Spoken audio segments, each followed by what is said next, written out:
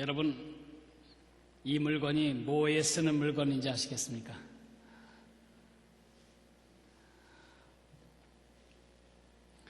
아마 도시에서 자란 사람들은 이 물건에 대해서 잘 모를 것 같아서 제가 잠깐 설명을 드리겠습니다. 이 물건 이름은 콧뚜레입니다. 송아지가 태어나면 처음에 내비두다가 한 100일 정도 지나면 목을 새끼로 잘 띠를 묶어서 목을 매놓습니다. 그리고 조금 더 커서 1살쯤 되면 송아지가 상당히 크게 됩니다. 그래서 말을 안 듣습니다.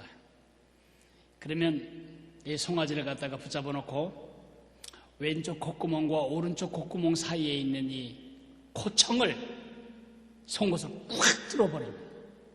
그리고 거기에다가 미리 만들어 놓은 이 콧뚜레를 끼는 것입니다. 이 콧뚜레는 노간주 나무로 만듭니다. 향나무 비슷한 노간주 나무로 해서 불에다가 구워가면서 휘어놨다가 이제 속 코에 걸어주죠. 이 속 콧뚜레는 그림은 보기 좋지만 비참한 도구입니다. 소가 약한, 그 큰 소가 약하고 작은 인간의 노예가 되는 노예 표식이자 노예 고리입니다. 코를 잡아 끌면 그 큰 소가 조그마한 막내 아들의 손에 의해서 끌려나가야 합니다. 농장으로 가면 농장으로 가야 하고 무거운 짐을 나르게 될 땐 또 그 짐 마차를 끌어야만 합니다. 정말 불쌍하죠? 소의 노예 증서가 바로 이 콧뚜레입니다. 이 코를 뚫은 소는 참 불쌍합니다. 스페인의 싸움소는 저걸 끼지 않습니다. 청도의 싸움소도 전 노예 표식을 끼지 않습니다.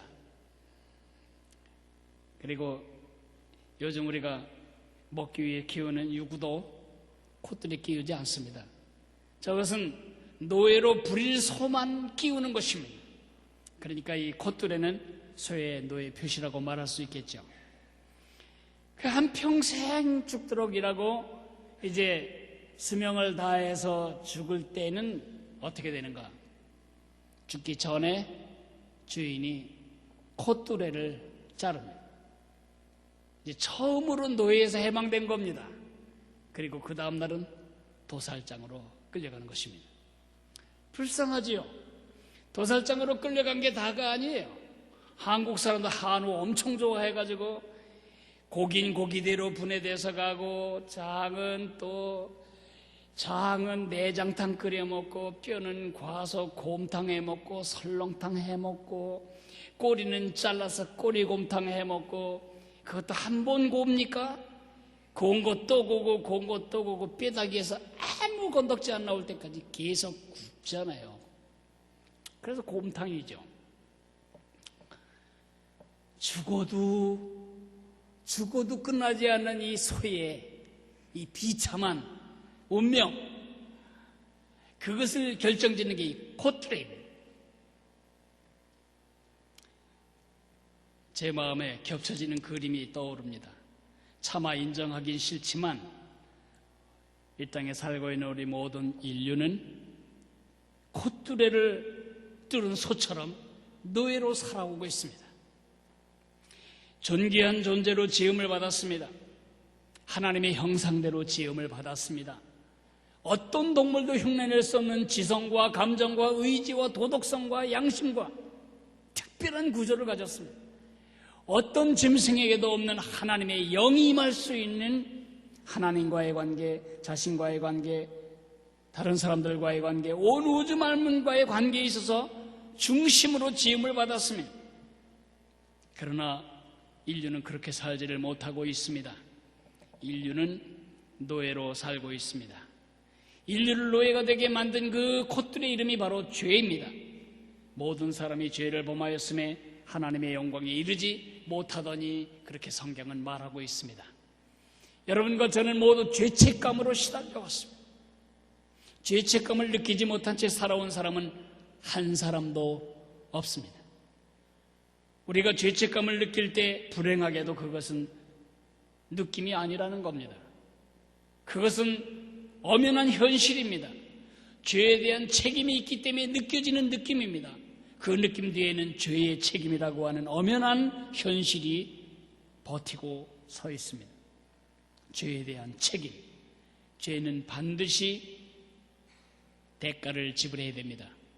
죄라는 말이나 빚이라는 말은 같은 단어인 걸 아십니까?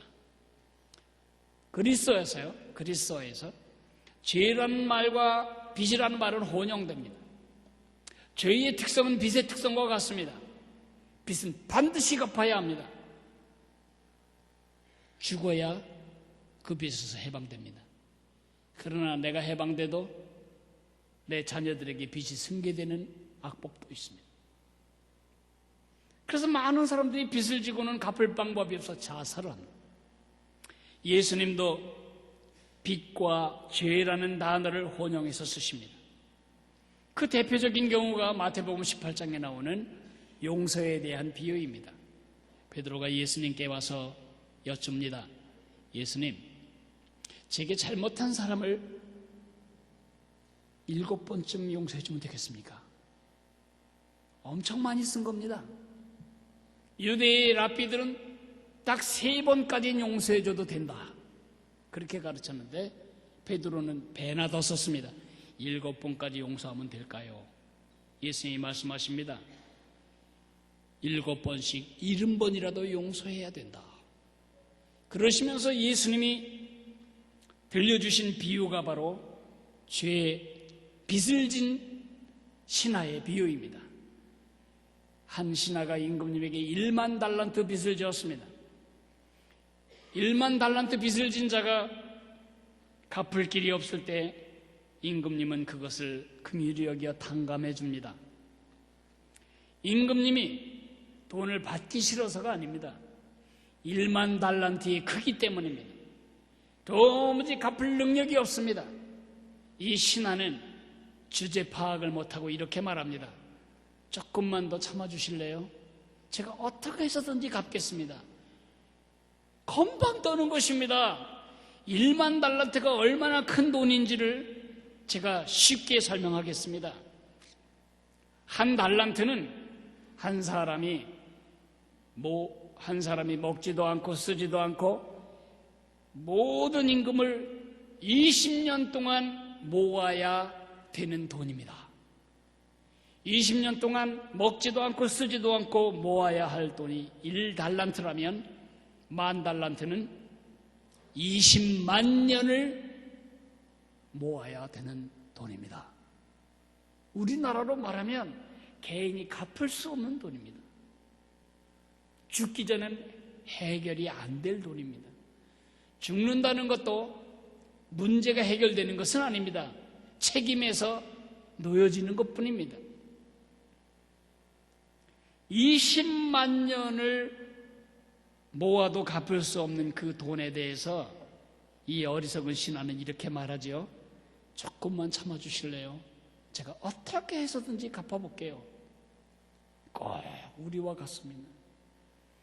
나는 죄가 많아. 어떻게 해서든지 그 죄를 제가 갚을 수 있는 방법, 선행을 하고 종교적인 열정을 가지고 이렇게 여러 가지 대가를 지불하면 그래도 얼마 가면은 그 덕이 쌓이고 공이 쌓이고 업이 쌓여서 내가 지은 죄를 만회할 수 있지 않을까 착각입니다. 그럴 때 임금님이 그를 탕감해 줍니다. 어차피 너 같은 거 못 갚는다. 이 사람이 가다가 100데나리온 빚진 사람을 붙잡습니다. 1데나리온은 하루 임금입니다. 하루 임금. 그러니까 100데나리온은 100일치의 임금입니다. 그 사람의 빚을 갚으라고 그를 갖다 감옥에 집어넣어 버립니다. 그럴 때 왕이 화가 나서 내가 너를 1만 달란트를 탕감해 줬는데 너는 100데나리온도 탕감해 주지 못하냐. 그를 감옥에 넣어서 영구히 감옥에서 썩게 만든다는 비유가 바로 그 비유입니다. 100데나리온, 아니 1만 달란트 빚진 신하의 모습은 우리의 모습입니다. 예수님이 이 비유를 말할 때 생각나서 1만 달란트 말씀하신 게 아니고 도무지 내 힘으로는 갚을 수도 없는 우리의 부채에 대해서 예수님은 염두에 두시고 그 비유를 말씀하신 것입니다. 예수님이 오시기 전 400년 그리스의 시인인 아가손이라고 하는 사람이 이렇게 말합니다. 하나님이라도 과거는 바꿀 수 없네. 전능한 하나님이라도 과거를 바꿀 수 없네. 새로 시작할 나라가 있다면 얼마나 좋을까. 우리는 과거에 지은 우리의 죄 때문에 오늘을 발목 잡히고, 과거의 실수가 오늘을 만들었다고 그 과거의 실수를 지울 방법을 찾아서 오늘 죽어라고 고생합니다. 그 과거 때문에 오늘을 망치고 미래를 굽게 만드는 어리석은 삶을 살기도 합니다. 1966년에 제가 아주 감동을 받으며 예수 믿기 전에 은혜를 받으며 불렀던 노래가 있습니다. 문주란의 동숙의 노래입니다. 처음은 이렇게 시작합니다. 너무나도 그님을 사랑했기에. 계속 부르실까봐 거기서 끝내고, 그 후렴이 제게 아주 감동입니다. 돌이킬 수 없는 죄 저질러 놓고 뉘우치며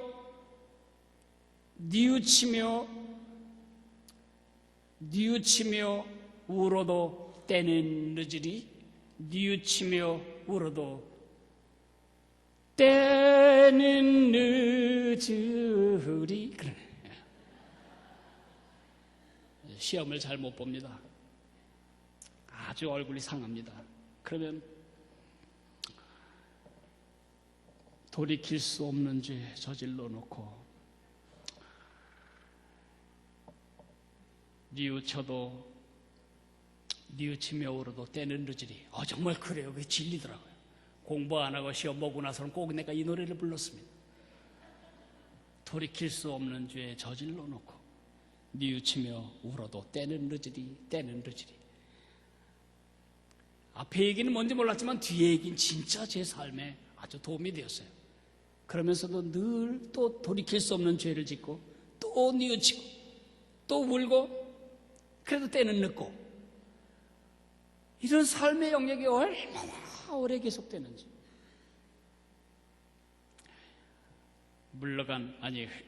흘러간 지나간 과거를 돌이킬 수는 없을 것 같습니다. 그러나 제가 여러분에게 아주 기쁜 소식 하나를 알려드리고 싶습니다.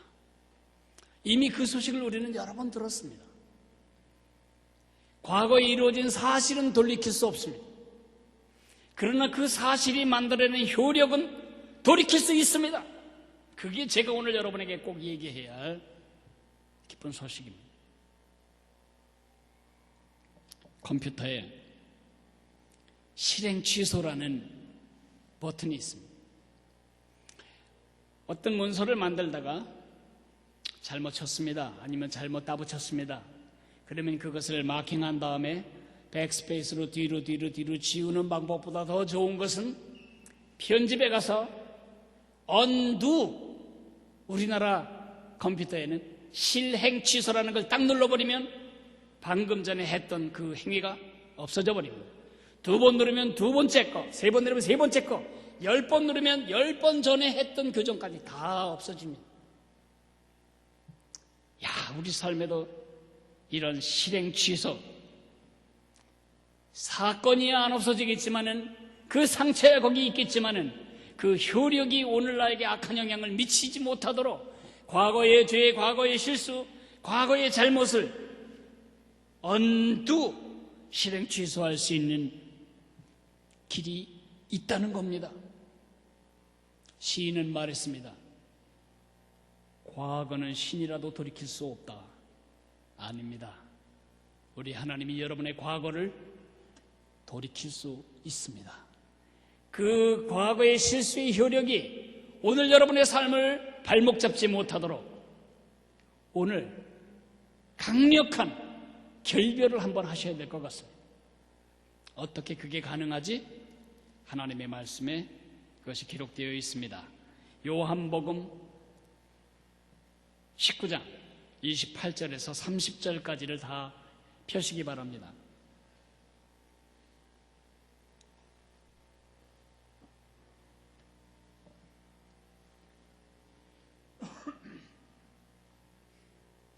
(182페이지쯤에) 있는데 찾으셨으면 저하고 함께 읽겠습니다. 그 후에 예수께서 모든 일이 이미 이루어진 줄 아시고 성경을 응하게 하려 하사 이르시되 내가 목마르다 하시니 거기 신 포도주가 가득히 담긴 그릇이 있는지라. 사람들이 신 포도주를 적신 해면을 우슬초에 매어 예수의 입에 대니 예수께서 신 포도주를 받으신 후에 이르시되 다 이루었다 하시고 머리를 숙이니 영혼이 떠나가시니라. 우리는 이렇게 고백합니다. 우리가 읽은 귀절에 근거해서 우리는 이렇게 고백합니다. 나는 예수님이 십자가에 못 박혀 죽으신 것을 믿습니다. 두 가지 선언을 하는 것입니다. 첫째 선언은 예수님은 진짜 죽으셨다. 예수님의 죽음의 확실성을 우리가 선언하는 것입니다. 예수님은 거의 죽다 살아난 것이 아니고 진짜 숨이 끊어지셨다. 그것을 우리가 고백해야만 하는 것입니다. 왜 그것을 지금 고백해야지? 우린 다 믿는데, 이미 예수님이 죽으셨다는 거 우리 믿는데 그걸 왜 고백해야죠? 사도신경이 형성되던 초기 기독교 역사의 초기에 예수님의 부활부터 예수님의 존재를 놓고 많은 회의가 있었습니다. 부활을 예수님이 다시 살아났다는 것을 삭제하려면 예수님이 진짜 죽지 않아야만 합니다. 그래서 초대교회의 영지주의 이단들은 이렇게 말했습니다.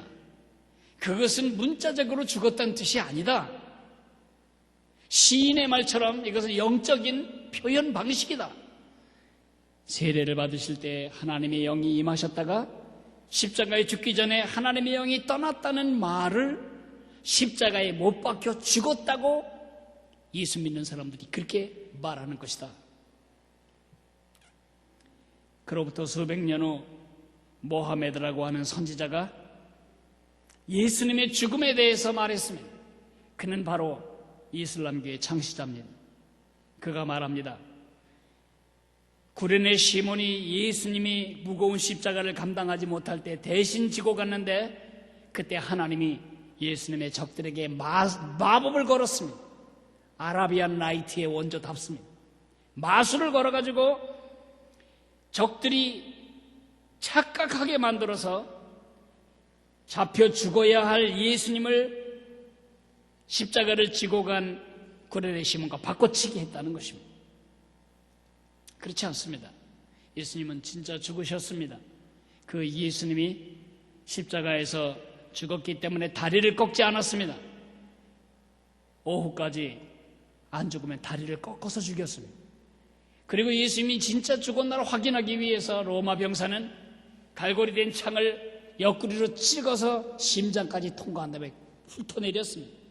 그 칼, 그 창날에 예수님 심장 살점이 뜯기면서 심장 근처에 있는 물과 피가 쏟아져 나왔습니다. 로마의 사형 집행자들은 전문가입니다. 250만 명의 유대인을 못 박아 죽인 경험으로 봐서 진짜 죽은 건지 안 죽은 건지도 모르고 장사 지내게 했을 것 같습니까? 로마 사람들도 유대인 지도자들도 다 예수가 죽었다고 확신을 했습니다. 예수님의 죽음은 확실하다. 그게 첫 번째 우리의 고백입니다. 왜 이 고백을 해야 되는가? 그리고 저는 왜 이 얘기를 이렇게 길게 해야 되는가? 만약 이것이 확인되지 않으면 예수님이 부활했다는 말은 거짓말이 됩니다. 예수님이 승천한 것은 더더구나 그렇습니다. 예수님이 하나님 우편에 계시다는 것은 더 웃기는 얘기고, 그분이 다시 오신다는 것은 날조된 얘기입니다. 예수님의 죽음부터 시작해서 두 뒷부분의 고백이 다 허무하게 됩니다. 예수님은 확실히 죽으셨습니다. 그것이 나와 무슨 영향가 있는 관련이 있는가는 다음 고백과 연결되기 때문에 다음으로 미루기로 하겠습니다. 오늘 제가 여러분과 더 나누고 싶은 이야기는 그 예수님의 죽음의 목적입니다. 그 예수님이 확실하게 죽어야 했던 이유가 무엇인가? 참 아이러니하지요.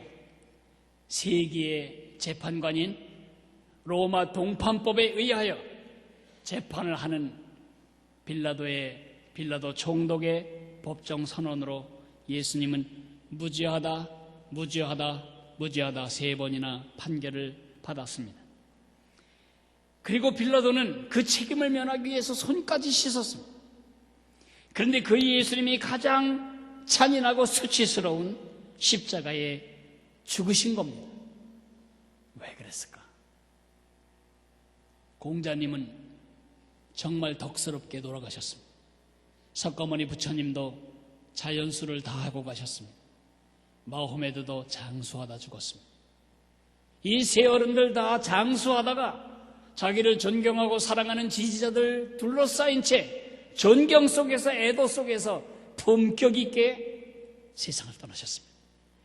오직 예수 그리스도만은 입에 담을 수 없는 수치와 처참한 잔인한 죽음을 죽으셔야 했습니다.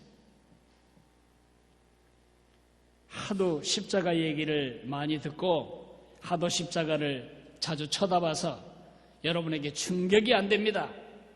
저 물건이 여러분에게 지금 충격이 안 되고 놀람도 안 되고 별로 감도 없습니다. 너무 자주 봐서 익숙함의 저주죠. 우리나라 말로 한번 번역을 해보겠습니다. 우리나라에서 가장 나쁜 죄인을 죽이는 방식이 뭐였을까? 능지처참입니다. 능지처참이란 말을 사극에서 자주 들으셨겠지만 실상 그 의미를 아는 사람은 많지 않습니다. 능이란 말은 멸시한다는 말입니다. 조롱한다는 말입니다. 지란 말은 오래오래 그 수치와 그 잔인성이 지속되게 기억되게 하려는 것입니다. 처는 처형한다는 말이고 참은 목을 자른다는 말입니다.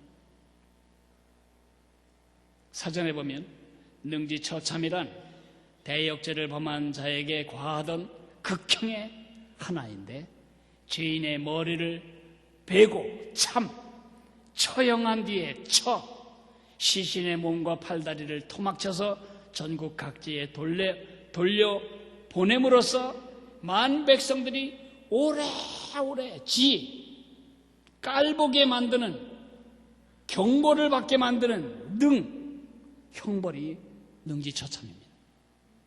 십자가는 이것과 똑같을 정도로 약하지는 않습니다. 이렇게 가장 수치스럽고 가장 잔인한, 가장 저주스러운 죽음을 죽으신 겁니다. 우리 조상님들 중에 한 100년 전에 능지처참 당하신 영모죄를 범한 우리 조상님이 계시다면 전 절대로 여러분에게 그 말을 하지 않을 겁니다. 그 말이 새 나갈까 봐 저는 굉장히 주의할 거요. 여러분이 조상님 중에 그 능지처참을 시행한 그 망나니분, 그 칼이 가보로 전달될 수 있겠다고 생각합니까? 그 칼을 집에 걸어놓고 우리 집은 망나니 집이다, 우리 집은 가문은 능지처참의 기술 가진 가문이다, 그런 걸 자랑스럽게 생각하시겠습니까? 그런데 왜 우리는 이렇게 이 흉악한 십자가를, 저 형태를 건물에 붙여놓고 안에 붙여놓고 목에 걸고 배지로 만들어 붙이고 다닐까요? 그 죽음의 이유 때문입니다. 예수님이 십자가의 이유가 무엇입니까? 바로 당신이고 바로 납니다. 내가 갚을 수 없는 빚, 내가 죽었다 깨도 갚을 수 없는 빚, 조상적으로부터 물려받은 원죄, 뿌리죄, 그리고 내가 태어날 때부터 지금까지 짓고 있고 앞으로도 지을 열매죄, 이 모든 죄의 빚, 우리가 갚을 수 없는 빚을 갚기 위해 예수님은 죽으신 것이고, 그가 지지 않은 빚을 대신 우리 대신 져주시기 위해 그가 이런 일을 당하신 것입니다. 제가 이런 이야기를 하나 읽었습니다. 몇 년 전에 강원도에서 조카가 외삼촌을 아주 무섭게 살해하고 암매장한 사건이 있었습니다. 사건의 발단은 이렇습니다. 이 조카가 생질이 외삼촌에게 돈을 빌렸습니다. 외삼촌의 여유자금을 가지고 돈을 빌려서 장사를 시작했습니다. 그런데 불행하게도 장사가 망했습니다. 돈을 갚을 길이 없자 전전긍긍하며 아들이 고민을 합니다. 자살을 해버릴까? 가출을 해버릴까? 파산 선고를 할까? 밥을 못 먹고 잠을 못 자는 아들을 바라보는 그 아버지의 마음이 무너질 것 같았습니다. 그래서 아버지가 어렵게 돈을 만들어 가지고 외삼촌을 찾아갑니다. 그 외삼촌에게, 자기 아내의 남동생에게 빚을 다, 자기 아들이 진 빚을 다 갚아줍니다. 그런데 한 가지 약속을 합니다. 내가 빚을 다 갚아줬다는 것을 우리 아들이 알면 또 삶이 늘어지고 또 실패할 가능성이 있으니 이것이 그에게 배움의 기회가 되도록 그 아들이 죽을 고생해서 돈을 갚기만 하면 그 돈을 자네가 나에게 붙여줘야 되네. 그래야 나도 내가 빌린 돈을 막을 수 있네. 그렇게 하겠다고 약속을 하고 차용증서, 부채, 채무증서를 하고 이제 돌아섰습니다. 근데 그러던 어느 날 아버지가 죽어버립니다. 그리고 유산이 다 이제 상속이 되었습니다. 외삼촌이 이 아들을 불러, 자기 조카를 불러 돈 갚아라. 목돈이 생겼으니 목돈으로 갚아라. 계속해서 압박을 가해오는데 이 아들이 그것으로 뭔가를 해서 갚아야 되는데 목돈을 갚으라고 그러니까 이 피일차일 미루고 있었습니다. 그러자 이 외삼촌이 조카를 고소해버렸습니다. 아들이 죽을 고생을 하며 빚을 갚는 걸 보고 그 엄마가 말했습니다.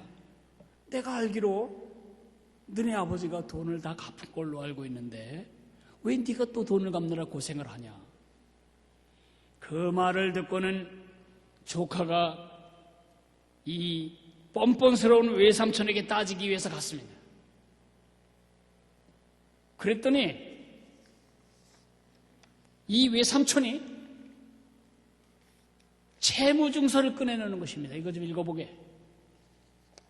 자기가 돈을 빌릴 때 썼던 그 차용증서가 있습니다. 이건 누구 글씨지? 이 위에 건 누구 사인이지? 이 채무증서가 있는데 누가 갚았다는 거야? 싹 잡아댑니다. 아버지가 돈을 갚고는 이거를 찢어버리지 않은 것이 문제였습니다.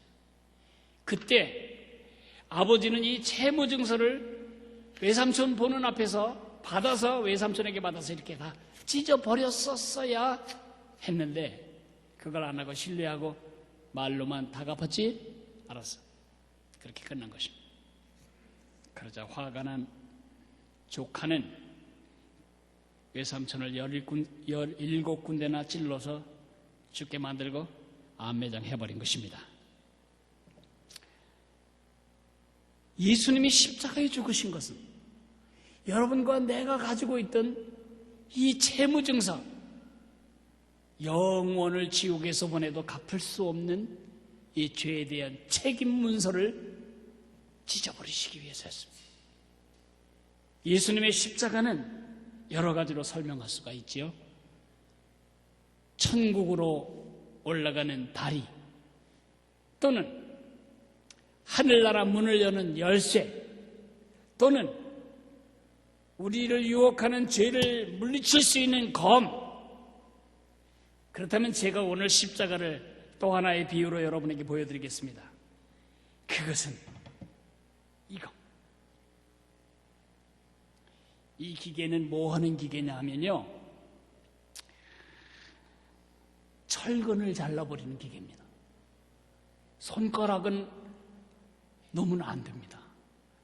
이런 것도 누르면 싹둑 잘라지는 철근 같은 무서운 이 찔긴 쇠도 잘라버릴 수 있는 볼트 커터입니다. 굉장히 무거운데 십자가는 볼트 커터와 같다.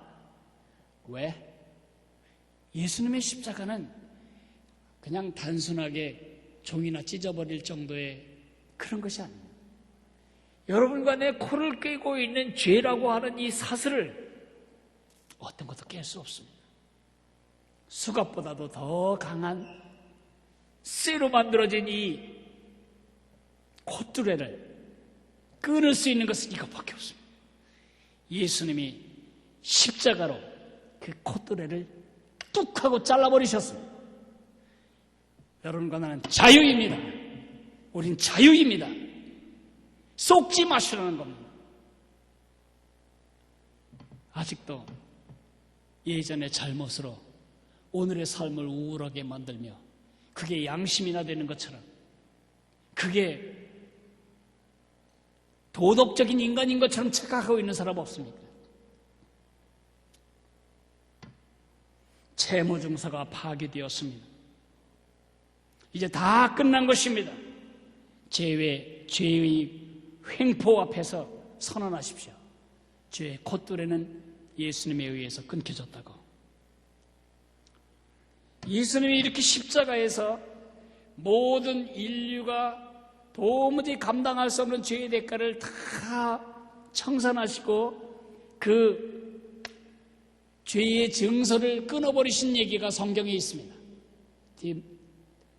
골로새서 2장 14절 말씀입니다. 한번 같이 읽어볼까요? 우리를 거스르고 불리하게 만드는 법조문으로 쓴 증서를 지우시고 제하여 버리사 십자가에 못 박으시고, 저 증서라고 하는 게 바로 우리의 부채 증서입니다. 우리를 죄로 판단하고 정죄한 율법의 저주에서 우리 자신을 자유를 누릴 수 없었습니다. 예수님이 그 사슬을 끊어놓으신 겁니다. 이제 2000년 전에 이룬 그 사건이 오늘을 사는 우리와 연결이 된 사람도 있고 연결이 전혀 안 된 사람도 있습니다. 예수님이 끝내주신 것을 모르고 아직도 자기 죄를 자기 힘으로 끊어보겠다고 고통당하며 사는 사람이 얼마나 많은지.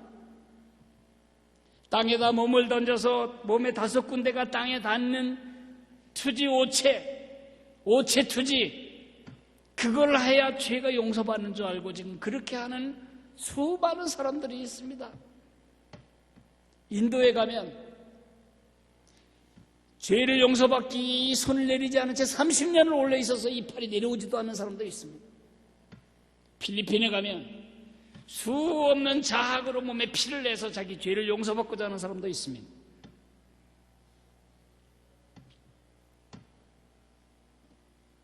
우리 중엔 그런 사람은 없겠지만 무언가 하나님 앞에서 나의 선행으로 나의 과거의 죄를 덮어보려는 헛된 시도를 하고 있는 사람은 안 계십니까?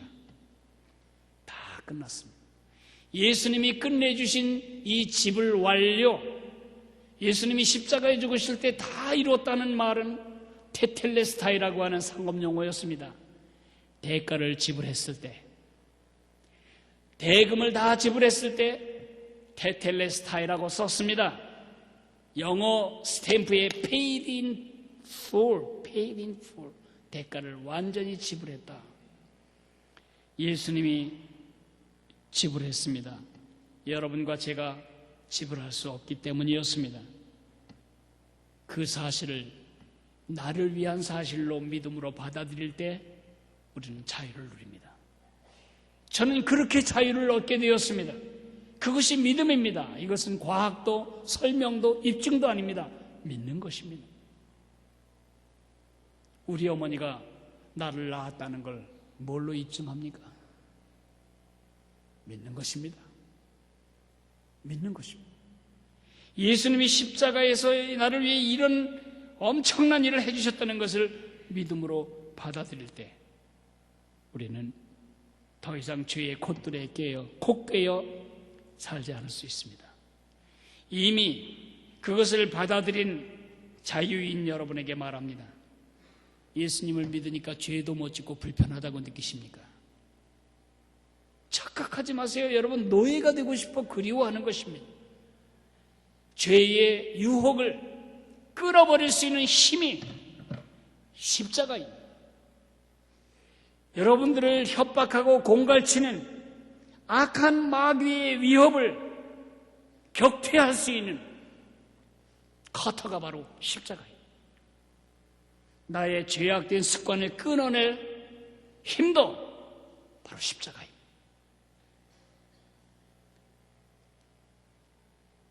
그가 십자가에서 죽은 척 하셨다면 우리 죄도 없어진 척하고 만 겁니다.